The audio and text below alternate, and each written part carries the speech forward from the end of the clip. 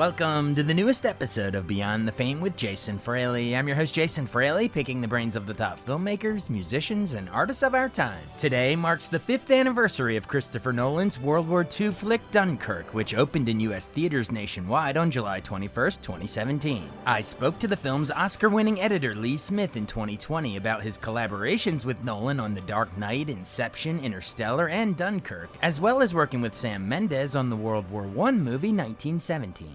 Hey, Lee. Hey, thanks so morning. much for taking the time to call us. My pleasure. My pleasure. I want to take it all the way, back to the beginning. You were born in Australia. What movies did you enjoy growing up as a kid? I think, some of the earlier films, and I remember my parents taking me to cinemas and drive-in cinemas and seeing films like Bridge on the River Kwai, Dam Busters, all of these. My father had a great passion for war movies, having lived through it, and any epic of the time was just something that I sort of reveled in, and that kind of escapism of being, taken to a place and a time, that you weren't involved in, like the Battle of Britain and Lawrence of Arabia, all of those films, going through to sort of the space films that I really loved, 2001 and films like that, just sort of shaped and kept me super interested in films. And my father was an optical effects supervisor, so I had another inroad into just being particularly interested, although he was in the commercial world, not the feature film world. But, I kind of just was fascinated with filmmaking, and in school joined film clubs and, did a lot of photography work. So that might have led me into this career, I guess, even though I started very young, and I think my main job was making tea and sweeping around the place, but that's the way to learn. You start at the bottom. Absolutely. You mentioned Lawrence of Arabia, 2001. When you're watching those, are you picking up on those, the famous, cut from the bone to the spaceship, or the, famous, Lawrence of Arabia blows out the match and the sun comes up? When do you think sort of a more critical eye, appreciation for those things, and looking at the actual edits? I think that, where the sum of, of everything that's happened before us, I think, writers write from experience of their past. And I think, obviously, some of these films influence the way I think. I don't particularly think about anything like that as I'm editing, but I can, I'm imagining that I'm drawing on everything that I liked, shocking cuts, as you just mentioned, the ones that, people feel are quite a historical moment. I'm sure they're all sort of embedded deep in my subconscious, but, at the time I'm looking at other people's work and other films, and you're doing it for other reasons, but, without doubt, like music, like everything else, I often talk to composers about this, that, they can trace music all the way back to its beginnings. And when you listen carefully to the breakdown of music, it's just continually referencing back to its original the first music that was recorded or written down. And I have a feeling that's got something to do with just storytelling and editing. It's all kind of part of that package of education. And, it's pretty cool. I think I had a pretty good memory for films too. I do have a very good memory for stuff I've seen, which tires people around me, because I can see something 20 years ago and be watching it like I saw it yesterday. And I don't have that memory for everything, which is also kind of strange. So I could be an idiot savant, I'm not sure. But it's interesting how I think I just get absorbed when I watch a movie, and I sit there kind of silent and still, and I'm always kind of marveling at how people can look around and get distracted. I kind of just fall into it, and I think that's part of the reason why that this medium was just so attractive to me. It's just like a way to transport yourself to some other reality. I mean, do you have any editing heroes from your, quote, idiot savant filmography circling in your brain? Do you have any editing heroes? I remember the films, not the people that worked on them. It's again, it's just a different way of viewing them. I read heaps of books, but I never remember who wrote them.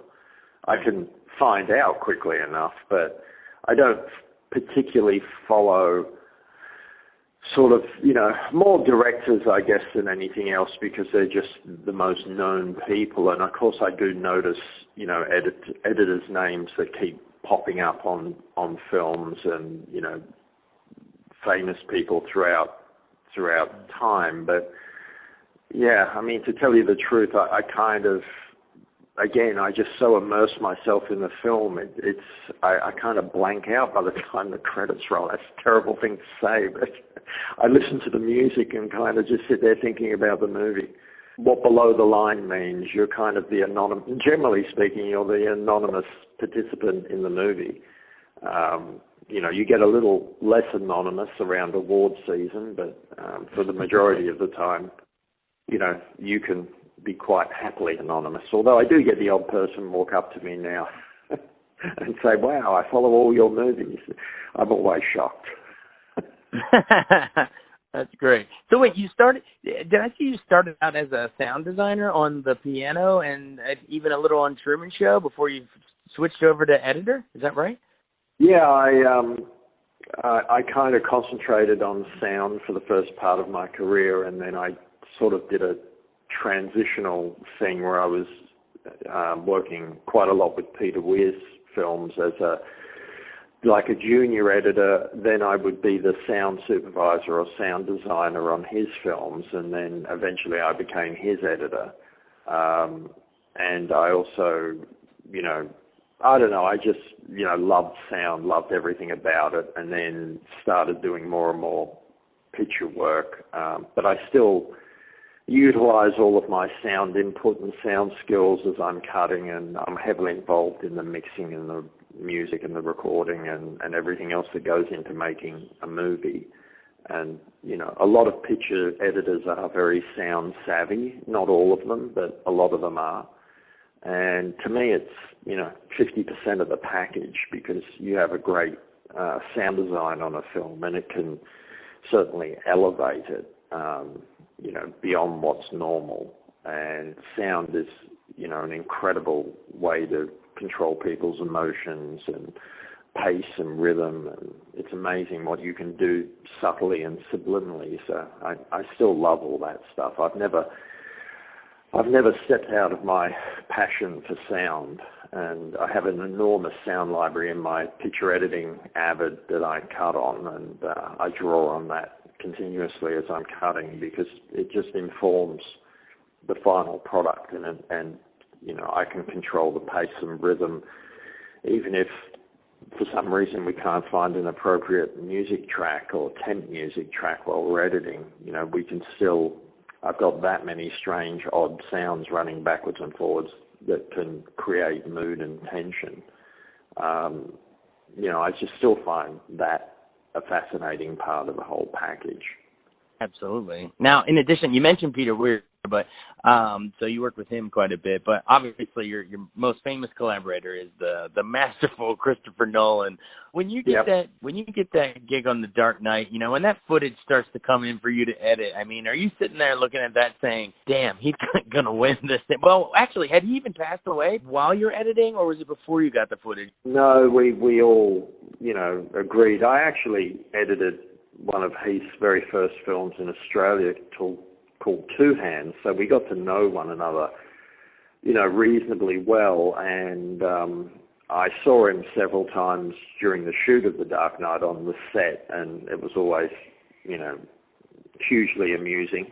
But no, unfortunately, he passed away while we were in post-production, and it was, terribly sad, and I think we were about 10 or 12 weeks past the end of the shoot. And but during, of course, it's incredibly sad when anyone passes away, but he was such a brilliant actor, and he brought so much to that role. And, you know, right from the first day of shooting, I was just, you know, completely in awe of how far he'd come from doing a low-budget film in Australia to, you know, standing there with his back to camera holding onto that mask. And I went, he commands the screen and he has his back to camera. And we were sitting in a small trailer on location with Chris Nolan and the cinematographer and everybody else, and we're just all sitting there going, oh man, this guy's amazing. Just the way he walks, the way he talks. He brought everything to that role, and, you know, it was a great loss that he's no longer with us. Certainly. And then after The Dark Knight, of course, you collaborate with Nolan again on Inception, which I know is the movie he'd been wanting to do. That was his baby he'd been trying to get all along. What was fun or the challenge to be I mean, you're the one cutting all those dreams within the dreams. Like, what's the challenge of something like that where you have, you know, you're drilling down, you know, a dream within a dream, and you have to keep the audience remembering where we are in the whole thing? That's an amazing movie. Well, that is the challenge. It's you know, Chris does make, you know, very complicated films, and I think my job in the whole process is to try to keep it, you know, as understandable as you can, because there's nothing worse than a film where the audience gets lost, you know, to the point of being disappointed. I think that the secret that we were always trying to do with Chris's films, you know, Inception and Interstellar for one, and also The Prestige, is, you know, just being faithful to Chris's original idea and his original script, but never getting into a point where you'd be sitting there as an audience member feeling that you've been left out of this equation. So we do quite a lot of test screening, and the trick is that not everyone has to understand every single thing, like including Dunkirk, but you've still got to have total enjoyment. You can't walk out of it at the end saying, I just didn't get that movie. And, you know, those movies are very finely tuned, so, you know, we don't get that response, which would be terrible. I mean, the whole point of these films is to entertain and to excite people, and there's not much point if no one understands what they're watching. And, you know, they really are very complicated films, and some people get them to great minute detail. Other people misunderstand them completely, but they still love them. So, well, thank you for being the one to help, you know, because they are complex, awesome ideas, but you're the one, you know, stringing it together for us, the audience, so we appreciate that. But you mentioned Dunkirk. I mean, yes, it's a similar thing. You're intercutting 3 timelines. What is it, like a week on land, a day at sea, an hour in the sky? I mean, that's some deep stuff there that you have to juggle. Yeah, the struggle with that one was, again, just making sure that those intersecting timelines you could follow. And we did do a lot of jigging around with the aerial stuff, because we, in the end, when you laid it all out, there wasn't that much in the air because of the faster timeline. And we had to move that around and add and subtract where it came in, just simply so the audience, when you cut back to it, they weren't completely perplexed with what was happening last time. So, you know, there was an enormous amount of cross-cutting and figuring out that went into that film. And again, you know, with us and audiences and friends and family screenings, you know, you finally drill down on to where, you know, everybody's happy. And, you know, it was a great result in the end. Yeah, you won the Oscar.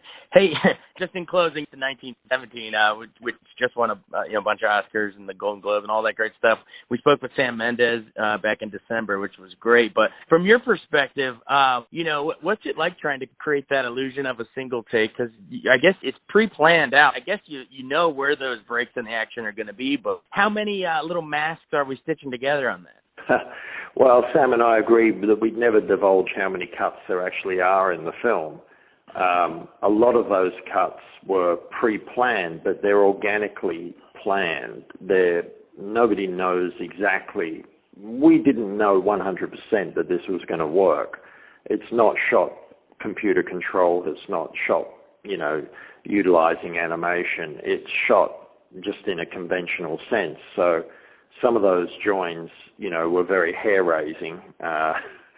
But there's also quite a lot of other cuts in the film that weren't scheduled, weren't attempted, because the one thing I said to Sam is, if there's any way that I can utilize sections from other takes as I would normally do to improve anything, are you okay with that? And he was like, yeah, I mean, we just want the best movie, so that's what we did. So, there's a lot of monkey business in that movie. That's all I can tell you. Hey, you've been really generous with your time. We appreciate it. Thank you, sir. Yeah, okay, no problem. Great to talk to you. Thanks so much for listening to Beyond the Fame with Jason Fraley. Our theme music is Scott Buckley's Clarion. Remember to give us a 5-star rating if you like what you hear. We'll see you next time.